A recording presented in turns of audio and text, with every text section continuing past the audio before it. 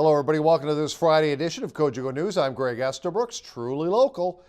North Bay is one of dozens of locations of protests on Friday. They began late in the afternoon in front of Tim Hortons outlets across the country.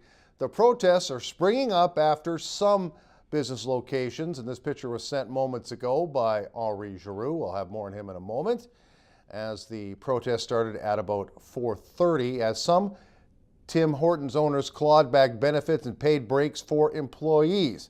Not all support the protests, though, but indeed Labour Council President Henri Giroux does.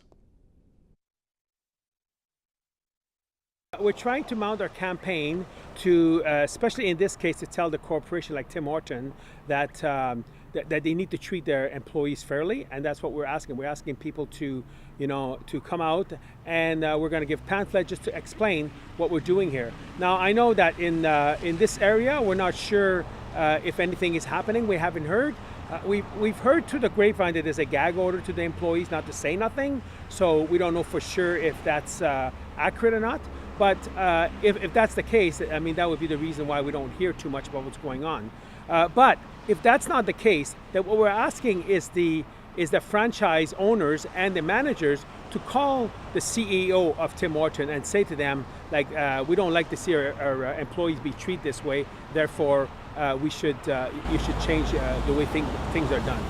Although it is far from scientific, there's been a lot of chatter on social media about this protest, and the majority of the posters are in the corner of the business owner in this scenario. How does Giroux feel about that? I understand. We're not against the business. We're not against what's happening. All what we're pushing here is that we needed to have an increase of minimum wage. It was a long time coming, and that's what the government decided to do is have a minimum wage gone up to $14. The business knew well in advance that's going to happen, and we're just asking the business to give it a chance, because they haven't got their first check already of the $14 to be able to spend more money in the community and make the economy grow. So we're asking, and I've talked to some of the small business, and they're saying that it's working out. They're making ends meet, and they're doing the best they can. We also spoke to Chamber of Commerce Executive Director and CEO Peter Chirico on this Friday, and he says the needs of business also need to be respected because they are the ones who employ the people who just got the minimum wage hike. That anytime legislation is introduced that impacts businesses and the ability to do business, that the owners of the businesses have those rights to increase costs, to take a look at how they can stay in business, because let's face it, when it comes down to it, that's how they employ people, by being profitable and staying on. The costs increase. They have to do what they have to do, and we fully support them moving forward on that.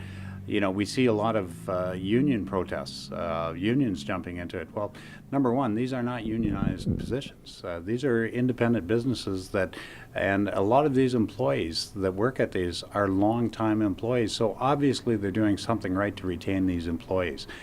We know that there's a minimum wage aspect to it, and that younger people getting into it, so on and so forth, have to earn a living wage. Nobody's against that. Nobody is against that. It's just the time that the implementation of Bill 148 is costing businesses, and we're seeing them left, right, and center, that they're seeing that those businesses, and they're cutting back, they have to do things to make those businesses survive.